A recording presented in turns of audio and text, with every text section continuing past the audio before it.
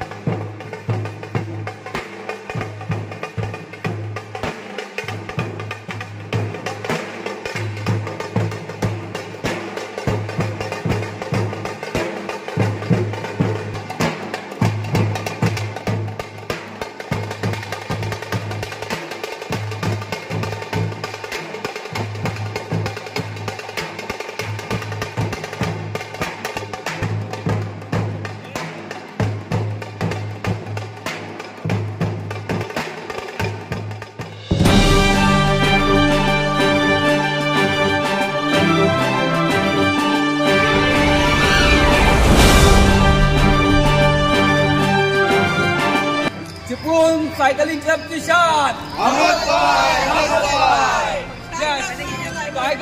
Tiger man अहमदभाई, Chiplun cycling क्लबचा, Chiplun cycling क्लबचा, Chiplun cycling क्लबचा, चिपळूण सायकलिंग क्लबची शान आणि चिपळूण सायकलिंग क्लबचा अभिमान म्हणजेच आमचे अहमद अली शेख यांनी आजपर्यंत अनेक विक्रम आपल्या नावावरती केलेले आहेत।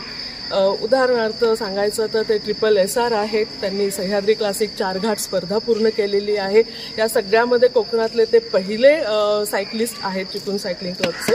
त्यानंतर त्यांनी हाफ आयर्नमॅन ही स्पर्धा पूर्ण केलेली आहे. त्याचसोबत सायकलिंग मधलं फुल एव्हरेस्टिंग त्यांनी पूर्ण केलंय.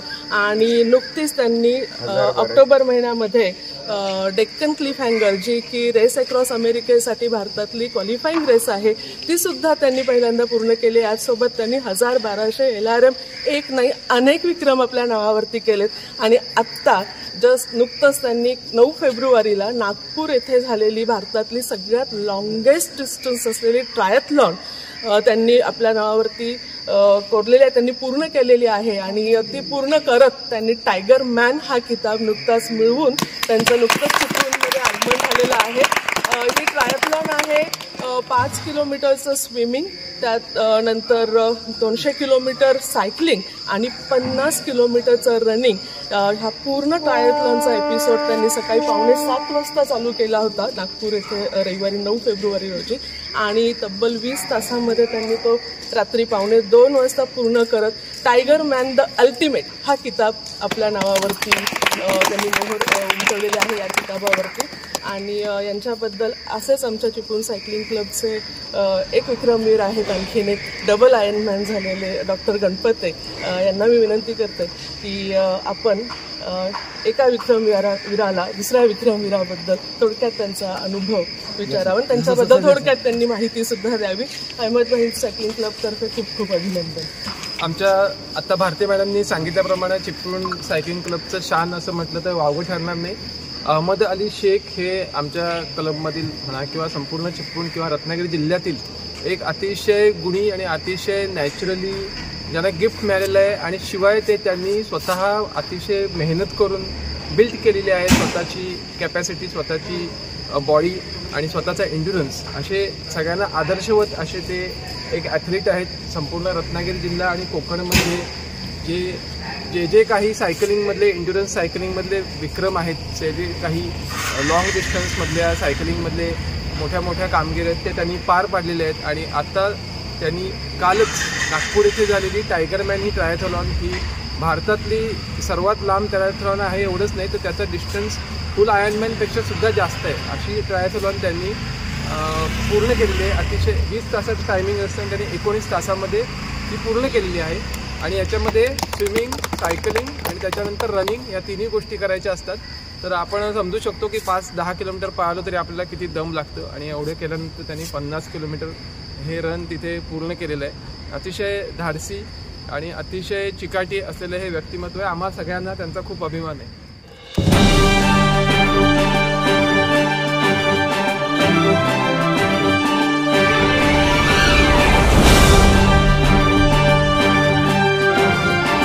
झालं तर सर्वात पहिला अथर्वचं बरेच दिवस चाललं, म्हणजे कोणतरी पाहिजे 3-3 बॅगा घेऊन कशी जायचं. मग तर सगळ्यांना बघितलं तर 1200 इकडे तिकडे जात होतं. मग नंतर भोसल्यांबरोबर बोलणं झालं. मग ते मला माझ्या मुलग्याला मग त्याच दिवशी तिकीट वगैरे काढले, रजिस्ट्रेशन केलं आणि करायचं. 15 दिवसाची प्रॅक्टिस केली. सरांना पण पोहायचे कसे वगैरे थोडे माहिती घेतली आणि मग ते करायचं. म्हणजे माझं कसं चॅलेंजिंग असलं की जरा थोडं बरं वाटतं. आणि सर्व जोशी 2 बंधूंचे पण आभार किंवा माझ्या 50 किलोमीटरच्या रनिंगसाठी त्यांनी प्रॅक्टिसच्या वेळी भरपूर मदत केलं. आणि बाकी सगळे आपले चिपळूण सायकलिंग क्लबचे पण सगळ्यांचे आभार. आता तुमच्या या चिपळूणकर सगळ्या तुमच्या मित्रांनी सहकार्याने तुमचं एवढं जोरदार स्वागत केलंय, कसं वाटतंय तुम्हाला? खूप छान वाटतं. एवढं सकाळी पहाटे उठून सगळ्यांनी माझ्यासाठी आलं. खूप खूप धन्यवाद सगळ्यांना. आता पुढे काय टार्गेट आहे? काहीतरी भेटेल, नवीन काहीतरी तयार होतील, मला नागपूरला जायचं तर पहिलं स्वप्नच होतं. आणि खास करून म्हणजे जायचं म्हणजे त्यांनाच भेटायचं होतं. आणि तुम्ही जसं विचारलं तर पुढच्या टार्गेट काय, मला ते रेस इंडियासाठी ते मला 3 नोव्हेंबरची जे करायचे त्याला खूप खर्चेलं असतात. पण ते सरांशी बोलणं झालं आहे. ते बोल आपण टचमध्ये राहू.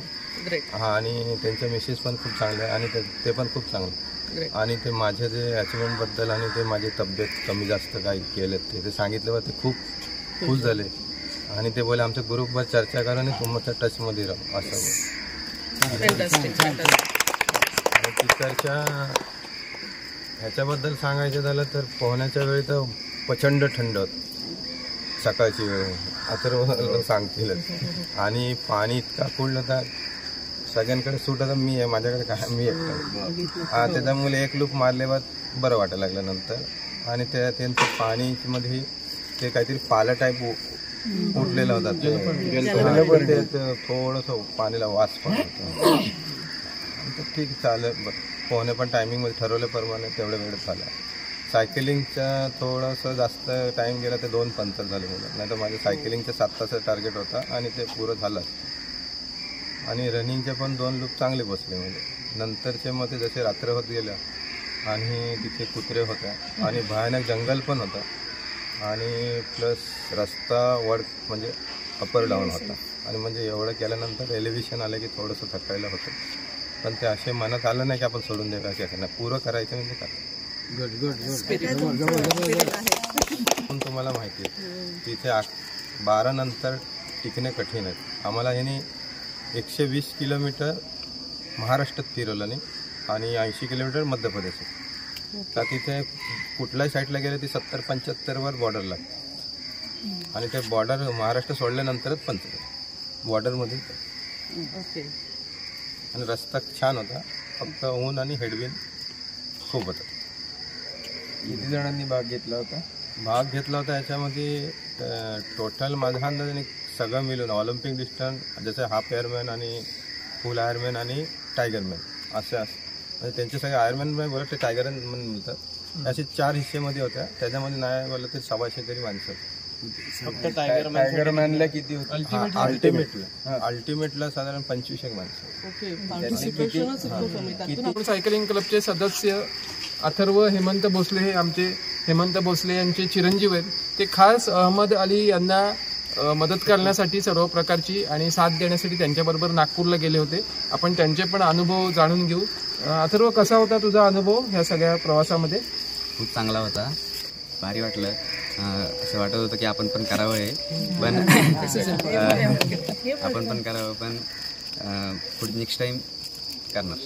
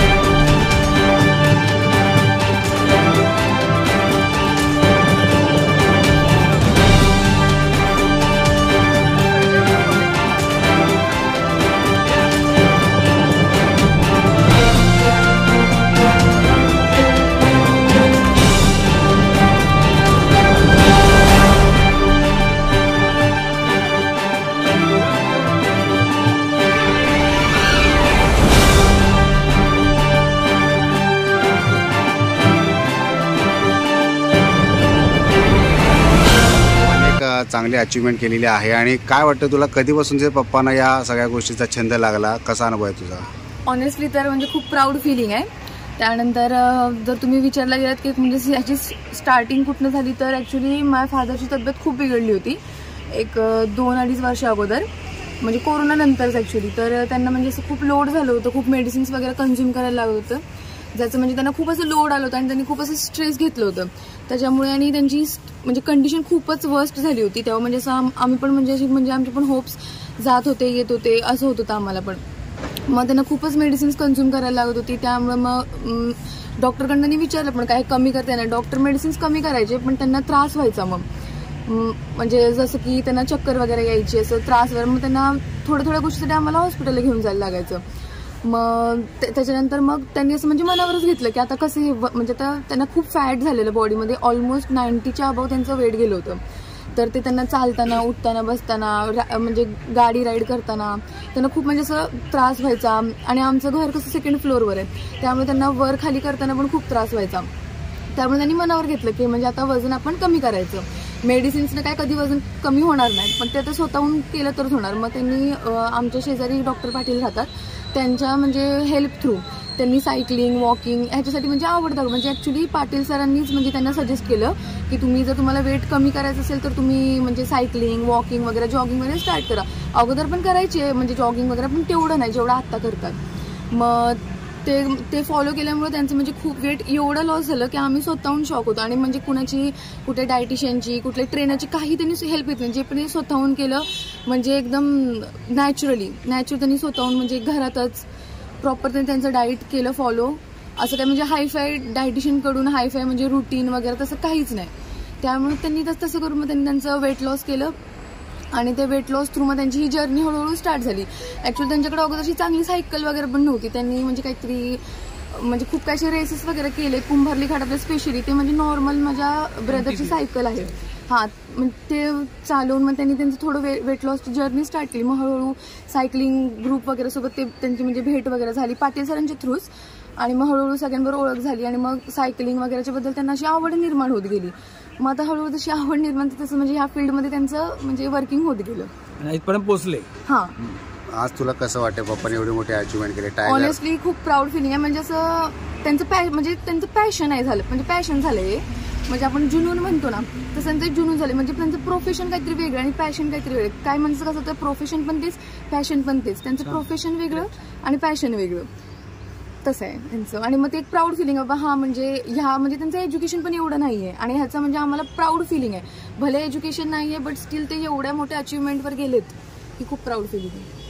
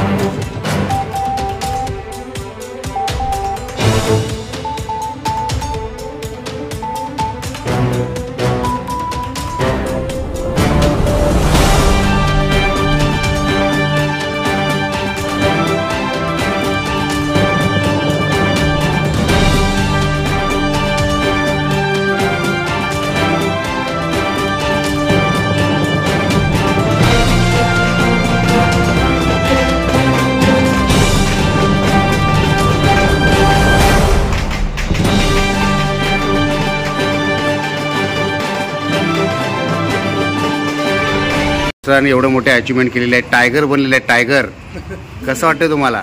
छान वाटतंय. कसे ते प्रॅक्टिस करतात, घरी किती वेळ देतात किंवा तुमचा सपोर्ट कसा असतो त्यांना? चांगलं असतं. तुमचा सपोर्ट चांगला असतो. रोज किती वेळ देतात ते या सगळ्या गोष्टीसाठी? चांगलंच वेळ देते. सकाळी कामावर जाते, दुपारी जेवायला येते, रात्री येते. सकाळी कामावर जाते, दुपारी जेवायला येते. हां, पण या सगळ्या गोष्टी तुम्हाला आवडतात, ते करतायत त्याचा तुम्हाला अभिमान आहे? अभिमान आहे ना? तुम्ही याच्या पुढे अजून त्यांना साथ देणार? तुम्हाला सांगून जातात काय जातात तेव्हा? हा जाते जाते ना? सांगून जाते ना? हा, काय कंप्लेंट वगैरे तुमची काय? काहीच नाही ना? आज ते आता एवढे टायगर झालेत, आनंद होतोय ना? भरपूर आनंद होतोय. तुम्हाला काय वाटतंय? तुमच्या मिसेस बोलले आता की मला सांगून जात नाहीत वगैरे. नाही ना, सांगून आता तिला नेणार होतो, तिला पण नेणार होती, ती नको बोलली, बोले घरात कोणतरी पाहिजे, मुलगी येणार आहे म्हणून. मुलगी मुलं ना, मी नाही गेली, मी ते गेले असते मी. यांची साथ तेवढीच महत्वाची. हॉस्टेलला असते ना. ठीक आहे, अभिनंदन तुमच्या सगळ्यांचे. निमित्त मात्र असते. पाटील सर, आपण यांना जवळून ओळखताय आणि त्यांनी सांगितलं की पाटील सरांच्या मोटिवेशनमुळे की त्यांनी सुचवल्यामुळे मी हे सगळं सुरू करू शकलो. आज त्यांनी एवढी अचिव्हमेंट केली. काय वाटतं तुम्हाला? गाडी लावलेली आहे, बाकी यांनी भडका घेतलेला आहे. पण तुम्ही बघताय यांचा जो एकूण प्रवास आहे तो कसा होता? जिद्द आहे ना, ती जबरदस्त आहे. म्हणजे सुरुवातीला त्यांना ब्लड प्रेशर वाढायचा, त्यांचा वजन वाढलेलं, कोलेस्ट्रॉल वाढलेलं, व्हर्टायगो व्हायचा त्यांना. म्हणजे अशी परिस्थिती होती की त्यांना चालता नाही यायचं. म्हणजे व्हर्टायगोच्या एवढ्या गोळ्या चालू होत्या. हे सगळं त्यांनी काय मनावर घेतलं काय माहीत, पण एकदा त्यांनी जी सुसाट सायकलिंग चालू केली, वेट लॉस पण झालं, सगळ्या गोळ्या बंद झाल्या आणि मग ते थांबलेच नाहीत. नवीन नवीन स्पर्धा, नवीन नवीन माहिती घ्यायची, आपला उद्योगधंदा सोडून जायचे ते. काय घरात भाभी ओरडायची पण नाही, भाभीचं पण नाही ऐकायचे ते. आता भाभी पण आता त्यांच्या रंगात सामील झाल्या.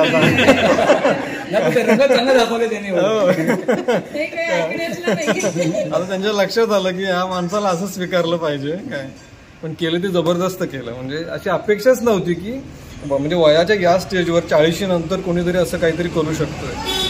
नुसतं सुरुवातीला वॉकिंग करायचंय, मग रनिंग करायला लागलंय, मग सायकलिंग, मग स्विमिंग, मग आता तर ते आयर्नमॅन झालं ना, आता टायगरमॅन केलं. आयर्नमॅनपेक्षा, फुल आयर्नमॅनपेक्षा पण अवघड अशी स्पर्धा होती आणि ती त्यांनी केली. खरंच कौतुक करण्यासारखं आहे आणि त्यांच्याकडनं आम्हाला सगळ्यांना प्रेरणा मिळते. आता ते आमचे गुरु झाले. काय आमच्या CCCचे एक शान आहेत ते आमच्यासाठी. नक्कीच खूप मोठी कामगिरी केली त्यांनी. पुन्हा एकदा अभिनंदन.